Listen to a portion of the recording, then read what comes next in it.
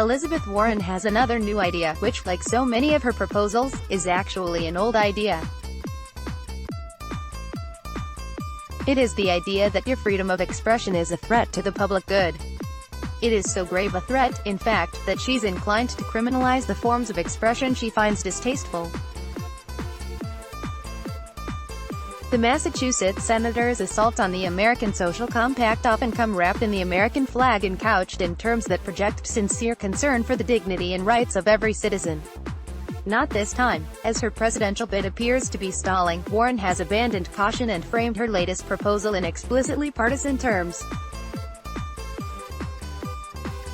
Disinformation and online foreign interference erode our democracy, and Donald Trump has invited both, the senator tweeted.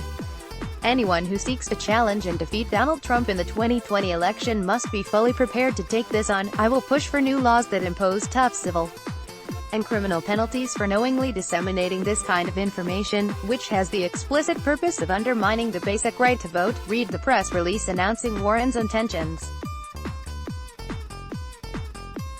Those Americans who had their right to vote encroached upon by bad Facebook posts are, the senator adds, chiefly black voters. Warren does not provide any substantive evidence to support the idea that disinformation on social media has or even can depress voter turnout, nor does she explain how such activities violate essential American rights.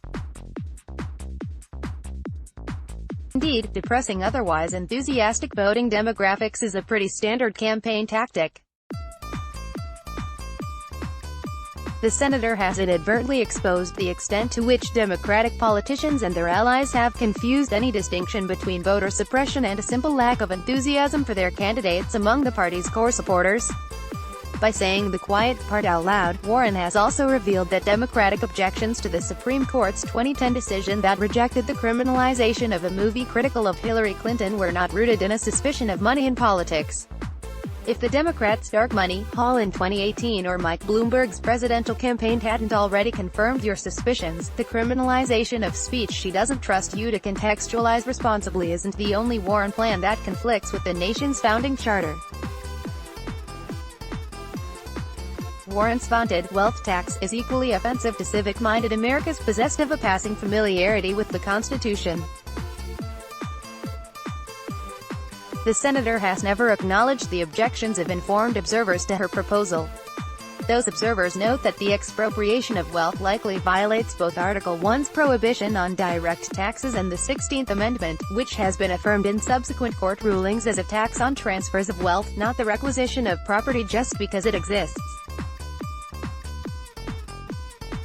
But the illegality of these plans is less revealing than the motives behind them. What would Warren's wealth tax achieve? According to the Bipartisan Tax Foundation, it would raise some new revenue Warren has already dedicated in its entirety to her plans to universalize child care and forgive some student loan debt, though no one is sure how much because those with property would evade the tax or leave the country entirely, an outcome Warren's plan envisions. Those disappointing results should not come as a surprise. This was the experience of most European countries that phased out their wealth taxes. Moreover, the unintended consequences of this policy would be to substantially depress economic growth and replace domestic millionaires and billionaires with foreign interests as the primary owners of capital. These downsides clearly outweigh the benefits. What's the value of childcare and an affordable advanced degree if you cannot find employment? We are left to conclude that the confiscation of property from America's suspect castes is the value proposition. Similarly, what is the point of muzzling citizens on social media? It is not to mitigate the grave threat Instagram poses to democracy. It is, as Warren admits, to impose transparency on the propriety algorithms used by certain private firms the senator resents.